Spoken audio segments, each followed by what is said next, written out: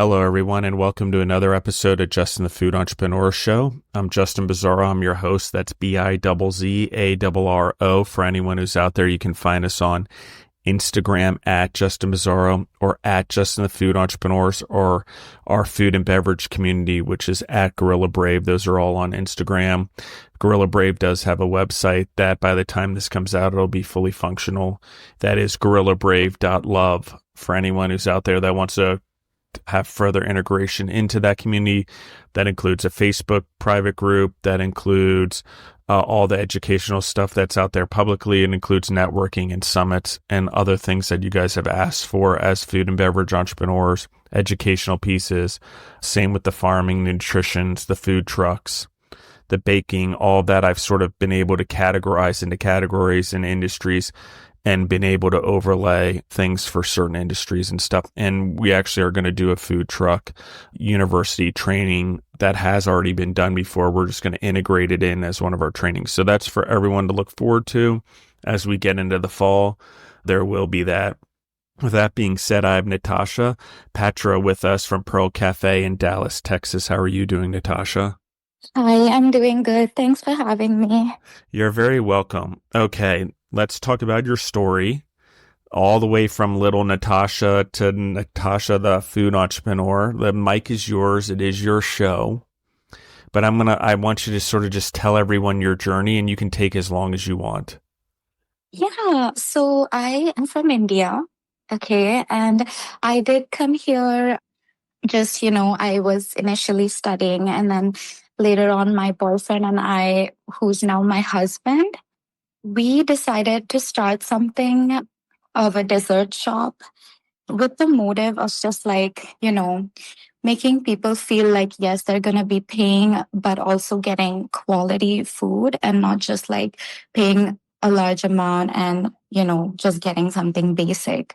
We wanted to put in a lot of detail with the decor and just make sure that, that they would be coming back for more. Absolutely. Let's talk about the journey. Let's talk about you're building a business. You have to start a business. You have to find a location. You have to design your menu. It's a little bit different in baking, your offerings. Let's talk about doing all of those things. How did you go about doing all this, finding the recipes, developing the things you baked, then building a restaurant or a bakery, a cafe around it? Like, because there's all Yeah. these moving pieces, right? Yeah, it's a lot. Like a lot goes into actually starting something even small. It really isn't easy, but you do get help along the way. Like there are so many people out there who you can talk to and kind of get advice from. But I think the best thing that you can do is kind of go one step at a time. Even if you're starting something small, it's still a plan in action. Like you can't just dream something and then just wait for it to happen. So you need to have a plan and really very cautiously execute it. With regards to the location, I think small business owners, we struggle to find a location. But what I felt was best for me was actually being located inside another building. That helps a lot because you already have traffic coming in. You know, Another thing is that you the rent and stuff is a lot lesser when you don't have a standalone property. But again, it comes with its benefits, and also there are a little bit of disadvantages, but that's just part of getting to where you're trying to go. Amazing. Let's talk about your offerings. What are the things that, like, as you decided to move into the bakery, tell me about the things you specialized in, the things that you wanted to offer, and sort of what that looks like. Yeah, so I used to work a bubble tea shop, right? But what I realized while working there was that the customers have to pay so much for nowadays everything's really expensive, right? That's fine. But when they're paying money, you should be giving them something of quality. You need to at least understand that customers are looking for something good to buy. So you want to make them feel like, yes, like every penny that I spend is actually worth every dime. So that's something that I realized when I opened this cafe was that, okay, I have to provide them with like quality goods. But I also wanted to add something unique. So I started doing bubble waffles and crepes. I know that these are like available in a lot of other stores, but I wanted to add like a little bit of a touch to them. So I started giving them like these unique looks. So we had like a Biscoff cookie butter waffle that went viral. That was, I think, the first time that we went viral was for our bubble waffles. Wow, yeah. So so that was something that like I'll always remember and be grateful for adding bubble waffles into our menu because people were so amazed with like the concept of it, but also that they're not like your regular Belgian waffles. They're like very soft and yummy and they're so decadent. And then when you cut into them, they kind of like melt in your mouth. And then they're a little different from your regular waffles. And then our drinks are very, very decadent. So if we say that they're made with Ferrero Rocher candies. They are made with Ferrero Rocher candies. If it's a Nutella drink, it is made with Nutella. We make sure to add really good quality products into every drink, into every dessert. With the crepes, we make sure that, they're very, very soft and, like really easy to cut into, drizzle it with a lot of Nutella toppings, sauces, just make it really worth their while. I love this. Talk to me about the creativity because I think one of the things you're doing that's right, which is why it's getting the attention, why we're seeing some of the success here is your creativity. Where does that come from? Have you always been creative in this way? And when you were in school before, was it in something creative? I think so. Like I think creativity so I believe that if you present a beautiful product, right? I feel like it's going to market itself. That's what I feel like. I feel like being a small business owner it's already like you're putting in all your funds into that business. Like you are putting in most of your maybe your life's earnings at that point, like whatever you've saved up. So in order for you to spend on marketing, that's like a big step. But what I believe in is that if you can focus on the presentation of that product, your customers will market it for you. Like they will do the marketing for you, which is why I make sure that every item that reaches the customer has to look good because nowadays everyone's like snapping pictures, getting on social media, posting about what they're eating, what they're drinking. And we have not spent a single dime on marketing so far, but just the fact that we haven't spent any money on marketing, but we went viral, I think 3 times now on TikTok, shows that, sometimes your customers have your back. Like they'll do it for you. This is a saying that I truly do love, which is be the flower, not the bee. As entrepreneurs, we tend to buzz around and want to go out and pollinate the world, and I agree we should and Yes, be little bees. But the reality is it's so much better when we figure out that the way to truly pollinate the world is just be the flower that everyone comes to for pollination. absolutely. Absolutely. You're so right. Like that is like 100% true. Cause, sometimes like if you know what you bring to the table, like, your product is good, right? It has value. Just let it be. People will rave about it. You will get there. But if you start focusing on like 10 things at one time, then that's where, the mistake happens where you're like, you don't know where to begin. But if your product is good, you will get there, you know? Absolutely. Talk to me about like you talked about you found a lot of help. There was a lot of individuals out there who helped you along the way. Let's talk about like mentors and teachers, maybe community that's helped you along the way, not only now, but maybe throughout life that has had an impact on you, because I think it's relevant to who you are and the way you guys have designed this business, particularly your vision for the business. I want to anchor it before we talk about the vision. I want to anchor it with these mentors and these leaders or a life that's sort of what I would call forged you. Does it make sense? Yeah, yeah, absolutely. Well, so I honestly, if I came here, you know, with another plan in mind. I didn't really have, this dream to start a business. I didn't think I was going to start a business. So I'll be honest, like I didn't really have anybody like also my journey, here wasn't really like the easiest. But I think we just one day realized that, it's getting harder and harder and harder to, work for someone else because it's just a little bit hard, especially when you want bigger things and you really want to, travel and you want to like have fun and experience things. It becomes a little bit hard when you are on a fixed schedule.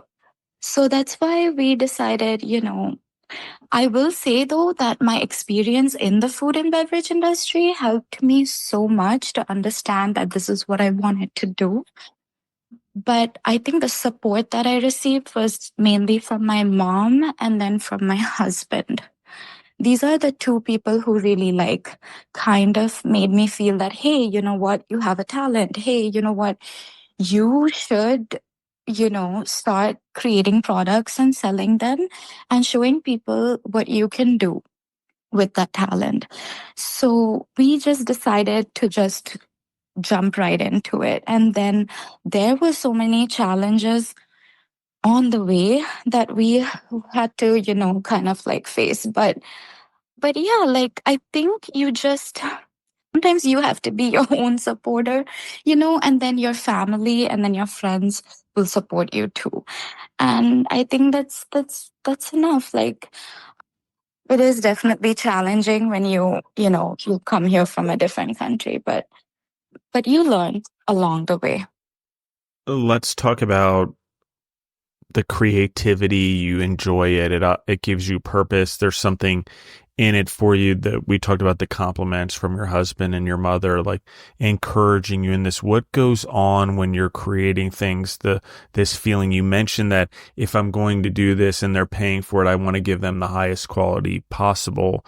That's a level of commitment as a human, of character and integrity that's higher than normal standards. I'll put it that way. Talk to me about what it is that's going on here in this creative process and this love, energy, joy that's going on here in the creative process of your business. Because I think part of your food being good is the contagiousness of your energy.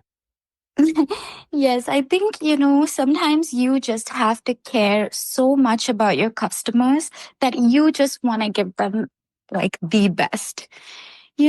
Like sometimes you just have to remember that you're not just doing a business, like there are so many businesses out there, but you want to create an experience for them.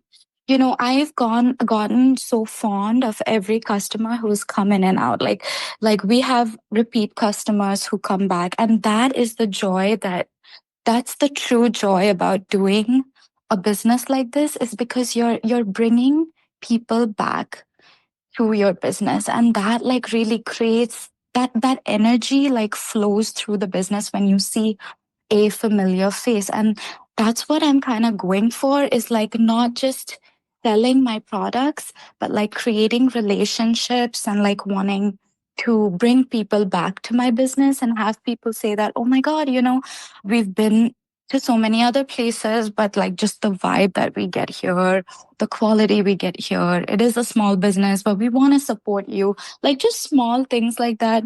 It just makes me so happy to know that I'm leaving a little bit of who I am with everyone. And then another thing is like really respecting them enough to know that they're paying their hard earned money and putting it into your business. So you just need to remember that, your customers are the most important thing. So you need to give them what they want.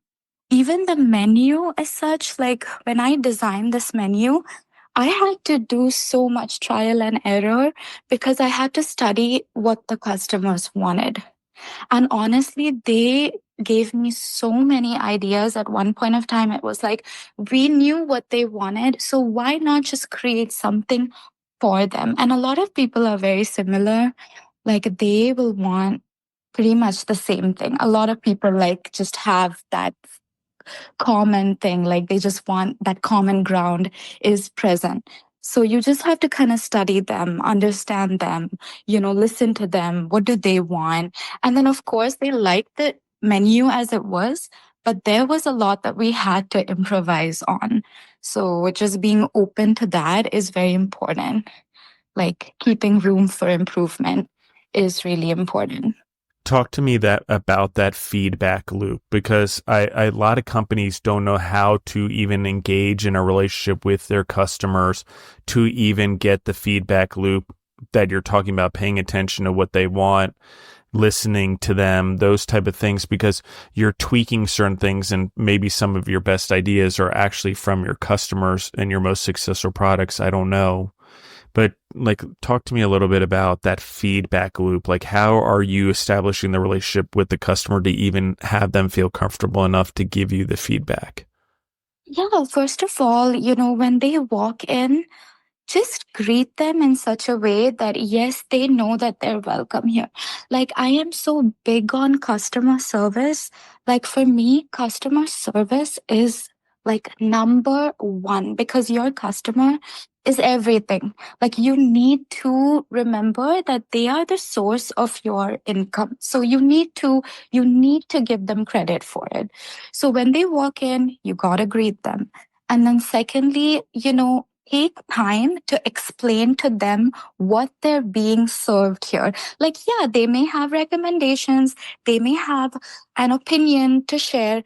That's fine. But you need to make them feel like, hey, you're welcome in. Now I'm going to explain to you what we serve here. Don't just be like, hi, what can I get you? Sometimes customers don't even know what they want. So it's very important that you have to kind of enlighten them, give them a sense of who we are, what we serve. That really leaves an impression on them because they feel like, oh my God, like like the staff here, they're so welcoming. The staff here, they're so knowledgeable. They really want us to know what we're buying, not just buy something and be like, oh, okay, they bought something. But I think it's more like educating them on each product. And we've had customer, like the feedback that they've given us is more like they love the products, they love the quality, they love the taste. They always say that, but they always mention in the reviews that the customer service is really, really good. So that's one thing that we put a lot of, you know, pressure on that. Yes, we gotta make our customers feel welcome here. And then another thing is sometimes, being a small business, like you have to make compromises. If the customer does not like their product, it's okay. Like, sometimes if they come and tell you that, hey, I don't like my product, like that's actually that's good insight. They're So you need, saving you. They're saving you from absolutely. further customers saying it. Anyway, go ahead. Go ahead. Absolutely. Yes, they're actually, they are helping you out. And I think taking constructive criticism positively is such an important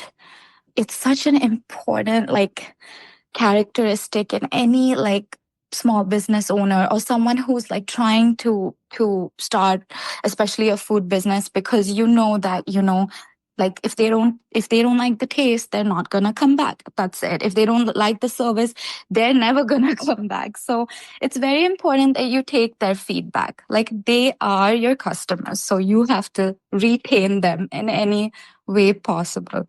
But yeah, creating that relationship, that's what I'm working on, is like making my customers feel that, yes, we have a bond here. And whether you come back or not, you are still our friend. Like we are here to whenever you need to come back, we will take care of you, you know? Absolutely. Talk to me about that. The your team members, your employees, hiring, training, working with them so they understand the importance of this customer service, this relationship, the feedback that we're talking about, because it's a very, very, very important part of your business.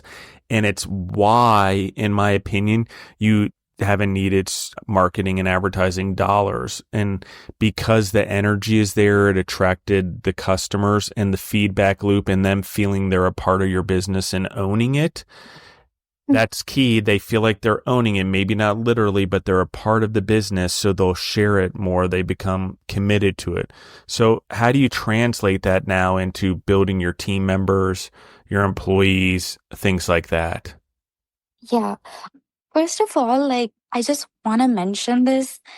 I have the most amazing like team at the moment. I am so grateful for like every single one of them.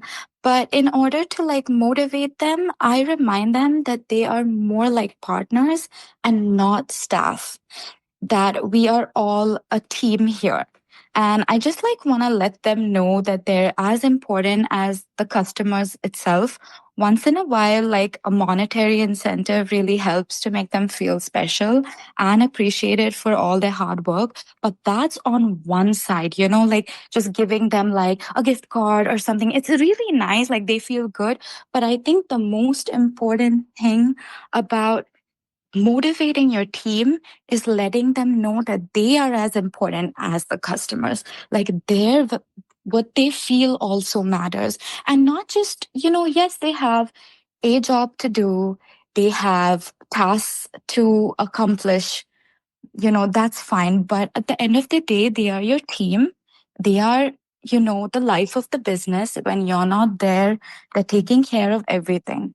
So it's very, very important that you make them feel valued.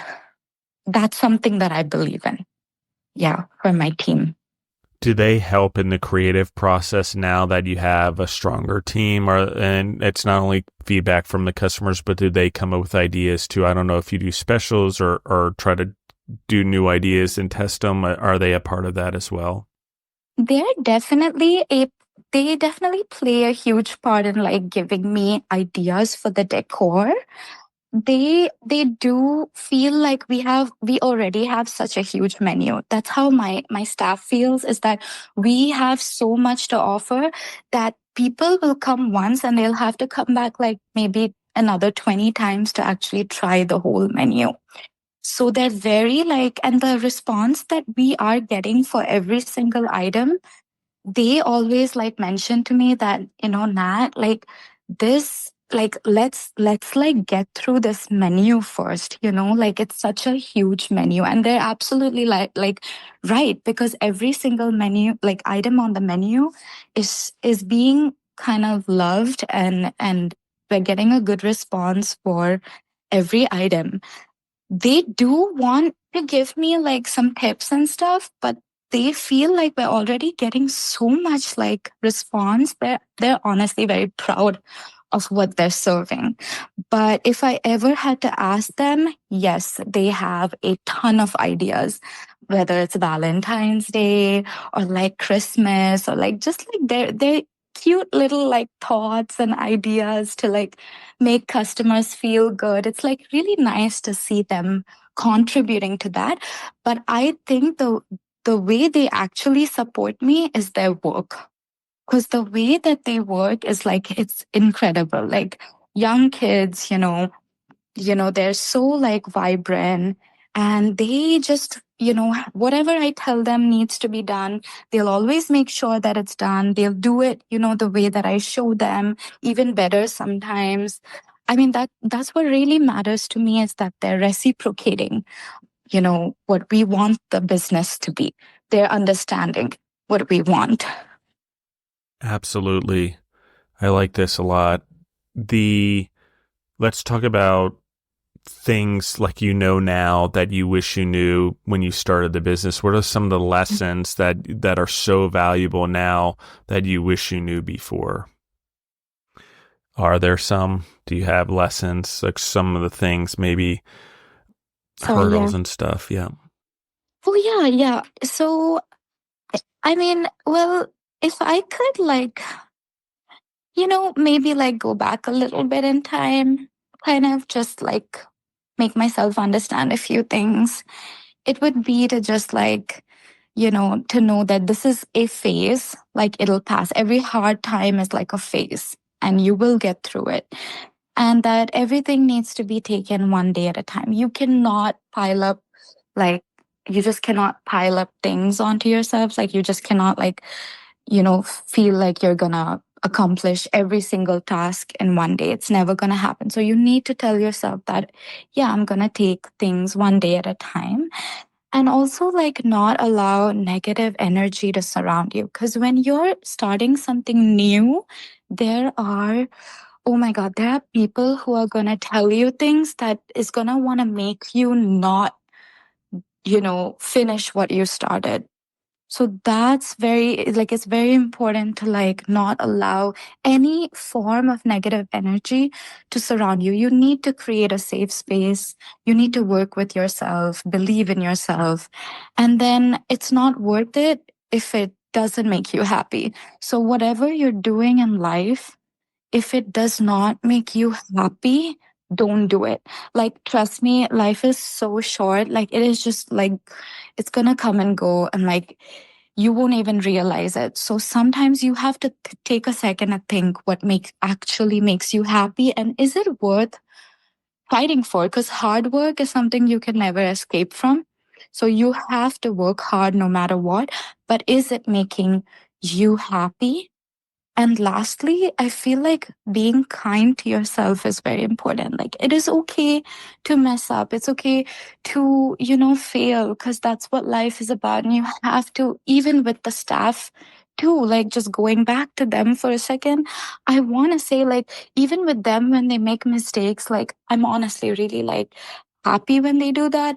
And I tell them too that, do it. Like, if you make a mistake, that's great, because now you're learning. Now you know what not to do. And that's so important. So, like, I think, yeah, be kind to yourself, be kind to the people around you, and just take life as it comes.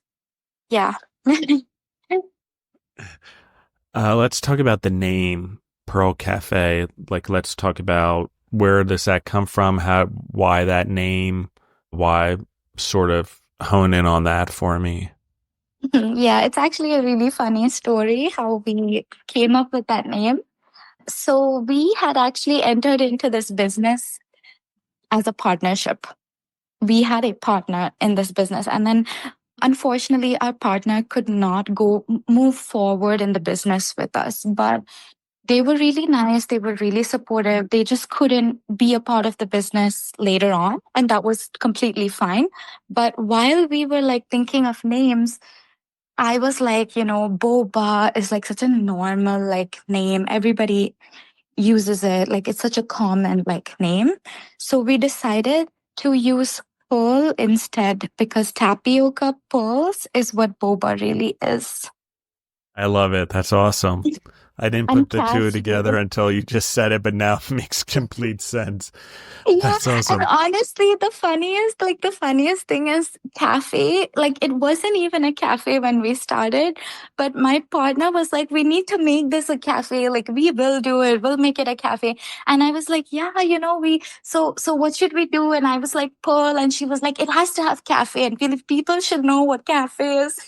That it's a cafe." And so we were like, "Okay, let's just call it Pearl Cafe." I love it. Yeah. So that's how that happened.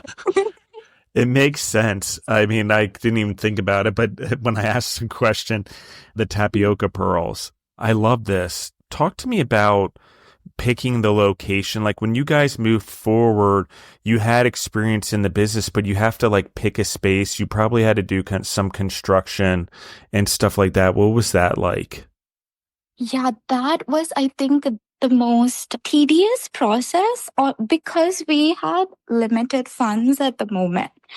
We honestly, we just put in like between 30 to 50, I would say 30 to 50K. That's all we had. But when you actually start, it looks like a big amount at first for someone like me. But when you actually like start making those expenses, it adds up, you know? So I think that was the hardest thing, was being able to fit into that budget. But we were so blessed because we had found a cute little spot that used to be a donut shop. It used to be a tiny little donut shop, and it was now being used as a storage for like just unused goods. And they had just like, it was honestly, I wish I could show you the photo. It was just like a dark little storage. And we were like, most people were like, this is not going to work. This is not even like, I don't think even a 30 by 30. It's so small. So I don't know how you're going to work with this. But we were like, no, I think doing drinks, crepes, and waffles, like it is not going to take a lot of space. And we made it happen somehow. We cleaned that space out. We repainted it. We had ordered so much equipment that, by the grace of God, had fit in that small space. But we somehow just made it work. And I think even now we can accommodate only 3 people in that store at a time. So it's very, very small. But the biggest benefit of having a small space is you don't have to run all the way to the back to get ice. You don't have to run all the way to the back to get something. Like everything is just right there. Like you stretch your hand and you can like reach something. The blenders are right there. The bobas are right there. The machines are right there. Like you are not really wasting too much time running around. So that's something we all love about the store, is that even though it's not big, it's very like accommodating. I love it.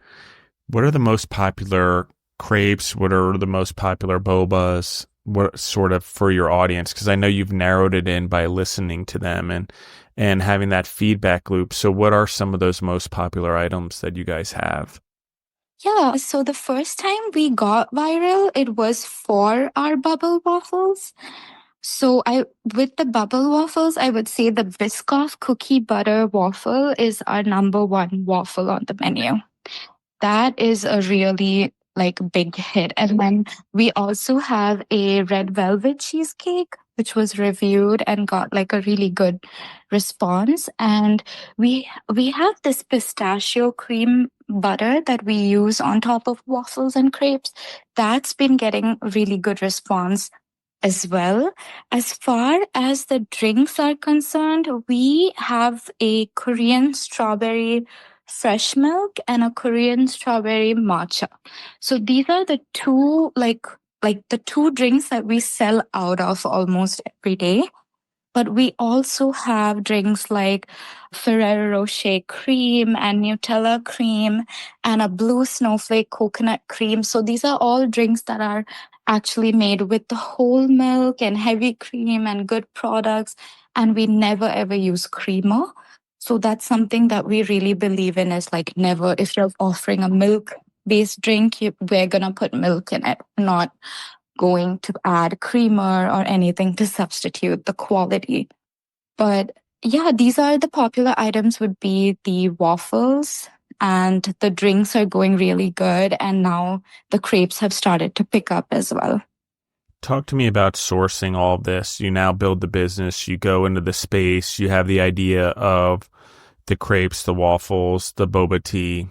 How do you then source it? Who do you go to? What direction do you go in? Like, how do you then build this? Because now inventory becomes a piece, and you've also got to not order too much inventory, but not too little either. But I guess selling out is better than having too much in some cases. So talk to me about that. Yeah, so we definitely still order limited inventory. That's correct. We don't over do the inventory. But when we go like there are so many companies here who will like give you samples of their products. Like once you register as a business, you will have people reach out to you saying, hey, we supply cups. Hey, we supply syrups and boba, popping bobas, tapioca, this kind of syrup, that kind of syrup. Like you're just kind of like, like so many people are reaching out to you. But I think it's very important to spend the extra money trying out those, like every single sample that they're offering you. Like, even if you can go and purchase like 3 syrups, like the same flavor, but from different companies, initially that helps because you know what actually tastes good and what fits into your menu perfectly. Like it's very important to like just be open and try different products out. So that's one thing we did was initially we did spend a little extra money on trying different products, but eventually we found the brand that really suited us. And till today, we stick with that brand. If it's like, I don't know if I should like mention the names, but we have certain like suppliers, manufacturing companies who do syrups and stuff. We will only buy from them. We are not going to buy from someone else because it's just the taste difference. But yeah. Yeah, that's up to you if you want to mention them. But I do want to ask a question related to it. Why the higher standard? Why the making sure you hold true to those vendors? What is so important about that for you? What does that quality mean for you? Why hold that standard? What does it mean for your business? I think consistency. I think, being consistent with the flavor really matters because today, if I go and try something that I like, and I'm going to think about that next week and I'm going to be like, that's what I want to get today. Like, I'm going to go back and I'm going to expect to taste the same thing. So that's why it's more of like, my customers again, like making sure that they get what they initially came here for. Like, if they're coming back for it, we got to give them exactly that and nothing else. And if we run out of product, like let's say we run out of a syrup that we only use like one certain brand, we will discontinue it for the moment. I think that's better than, I know it hurts the customer at one point. They're like, oh man, like we came all the way here for that. Like, yes, I know, but we're going to get it back soon. And we offer them, different choices. They try something else. They really like it. But I think that helps more than giving them something that they're not used to having. I think there's devaluation there for sure for your brand, for your food. When we substitute it and we see when people try to cheapen their menus, they do the same thing. It's an extreme devaluation and it matters, particularly in these cases, which you just talked about, which is word of mouth is so important in this business. Social media doesn't happen without word of mouth. There's still a triggering there, or social media being the form of word of mouth. Okay, so for the audience, I think it's important to understand how and why these things are so important. They may seem mundane and we don't know why we're dealing with what we're dealing with right now, but all of them are stacking skills that ultimately lead to our business. What am I saying? I'm just listen to what we just heard here. Everything is done with the quality, intention, creativity, but the creativity is narrowing down the best of the products that match what they're trying to do for their customers, meaning listening to customers. The reason that all happens is because a business cannot be built without these skills. It doesn't matter how good the food tastes or how good you are at marketing if there isn't a well-roundedness around a common goal and mission. Quality being what we just talked about. They're paying a high price. Delivery. Natasha wants to deliver the best food possible within that dollar that she can have. That means all the way down every little thing she does in her business, which we laid out on this episode with the questions, the employees, the vendors, the only buying from one product, discontinuation, listening to the customers, the products, being short of inventory so you don't lose money on over purchasing. Also, educating your customers on that because you have high quality, that there is a limit sometimes and you do run out of product. I think that's all part of good business practices, if not great business practices, because many businesses fall short. Do you have anything to comment on that, Natasha? Anything I said right there before I go into the next question? And no, that was very accurate. Like, I'm so happy that, like, I was able to kind of relay that. Like, it's very important to know that, it's okay if you don't have the product right now. That's fine.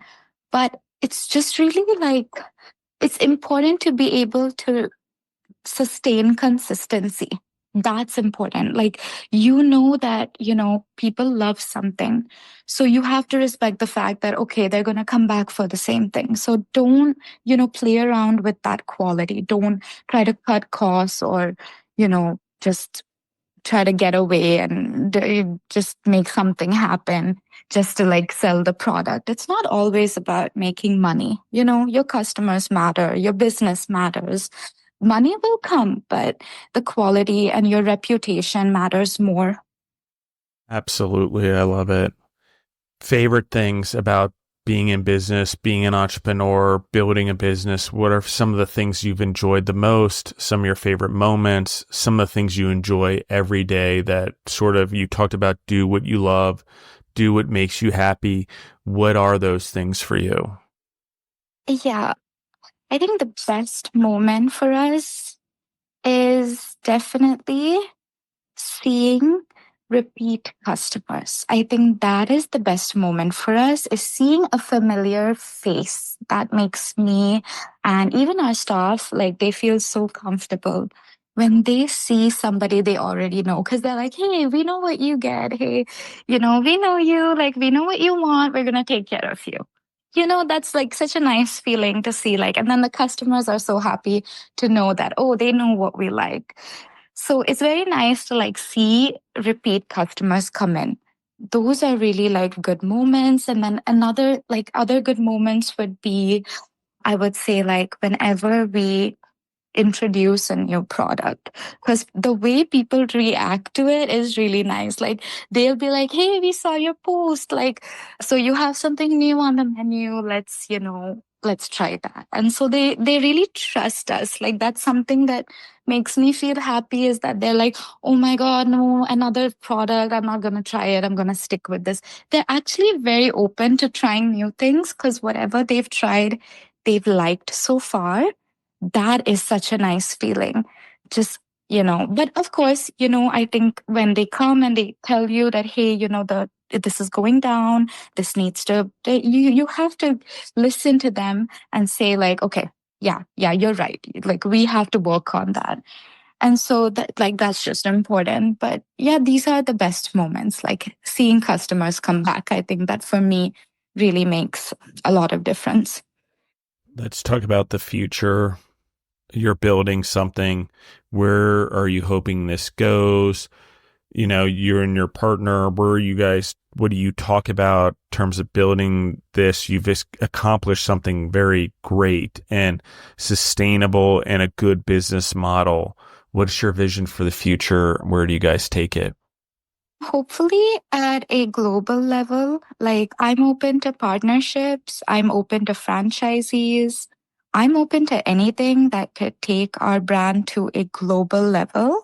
I don't want Pearl Cafe to be just another boba shop. I want it to be in the heart of the people.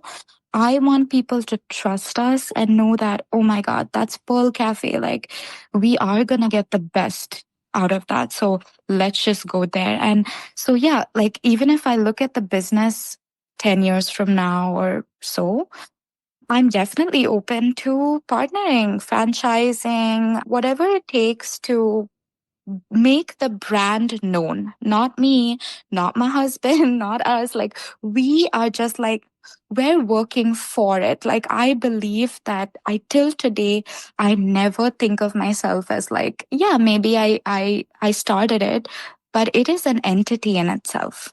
It has its own name. It has its own brand. It's a legal entity. Like, it, it, it's a life, that I'm just trying to work on things and be in the back end. But I feel like the company matters so much that, like, it should get the credit. Like, the company should get the credit. So I always put that in mind, that it's not me. It's not about me. It's not always about how much I do and what I do and I'm doing so much for it. No, it like, I think people love the brand.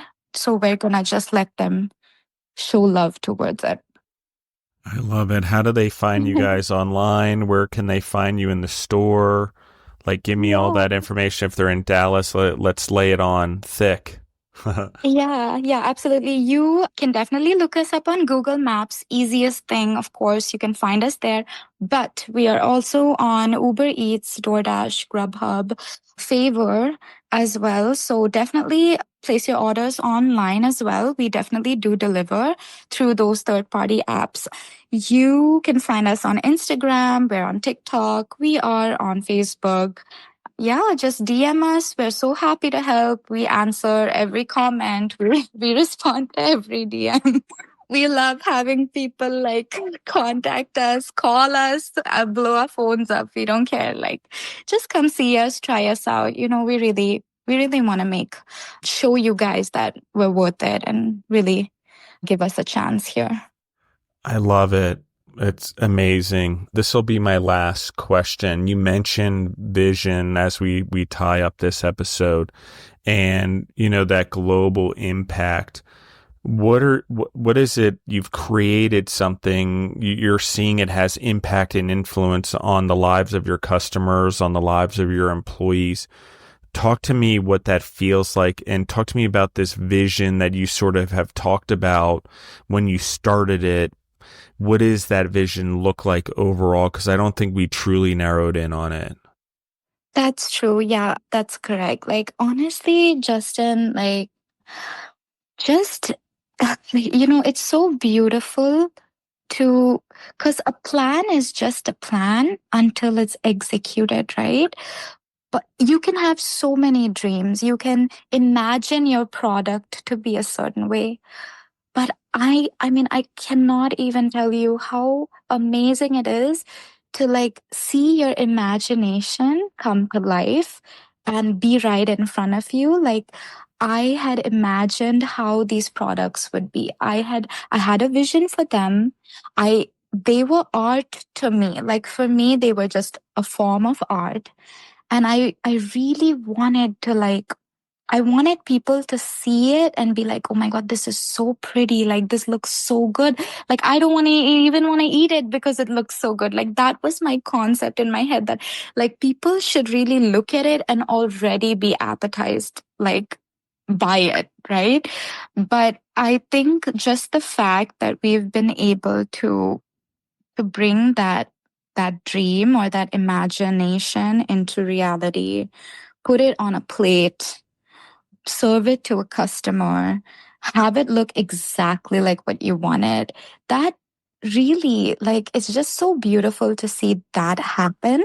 And then just like the concept behind this was like, I feel like dessert is like the happiest thing. Okay, like it's just everything, because I know it may not be the healthiest, but you know what, it makes me happy to have something sweet. Like, I just love something sweet once in a while, and I feel like dessert is something that really makes people happier. Food makes people happier. Drinks make people happier. Like, food and beverage is an industry that will never cease to exist. So you need to really put in so much effort and thought and like make people believe that yes, they can come back for the same thing. But yeah, this is how I feel very passionately about my food. I believe that everything has to look the same, everything has to taste the same. I'm a little picky that way, but seeing my customers appreciate that, seeing my staff happy, that is all that matters to me, and seeing the business grow. Like, I'm on top of the world right now just talking about it.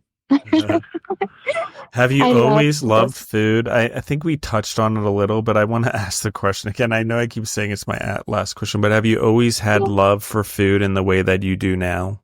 Oh my God, I love a food. I love food. Like, food is the best thing that has ever happened to us. Okay. And you can take something and turn it into something so great. Like, food brings people together. Food just puts you in a good mood. If you're having a bad day, just go eat something, guys. Like, you need to eat something. That's it. Like, you need to, you honestly need to, like, food is the only, like, when you're in a bad mood, it's going to put you in a good mood. And it is going to bring you guys together because, sharing a meal or even, hey, whatever, if you don't want to like, if you don't feel like going out even together with someone, you go by yourself and you grab a snack and you're already like, feeling on top of the world. So that's fine. Like, whatever it takes to like make you feel good. But food is everything. So I really do thank God and also appreciate the fact that we have food on the table and good food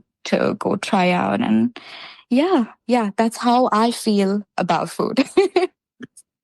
That's how I feel about food too. It's always been part of love and dealing with life and stress or whatever ways. I definitely have certain foods that serve certain purposes during certain times for sure.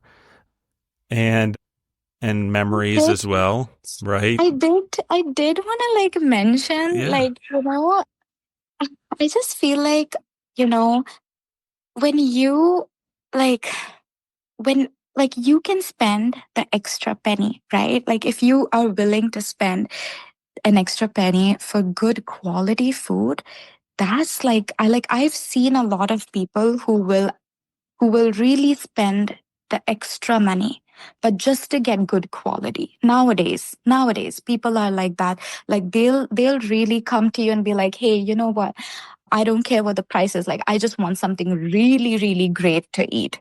So that's why with me, like with Pearl Cafe, we were like we stressed so much on the fact that quality first, quality first, quality first. Because you know what? We may not hit that profit margin. We may not hit that profit margin that we're expecting because we're putting in so much quality into it. But you know what? It works out in the end because the customers come back. The base is really good. People like they react to it differently when it tastes better. I agree. I love it. I was going to ask you if you had anything else you wanted to add. You definitely have added. Is there anything else that sort of I didn't cover? Anything that in the pre-prep questions that you thought was valuable that we didn't cover today that you want to just talk about? It's your show, Natasha. I want to make sure we cover Oh, any of that.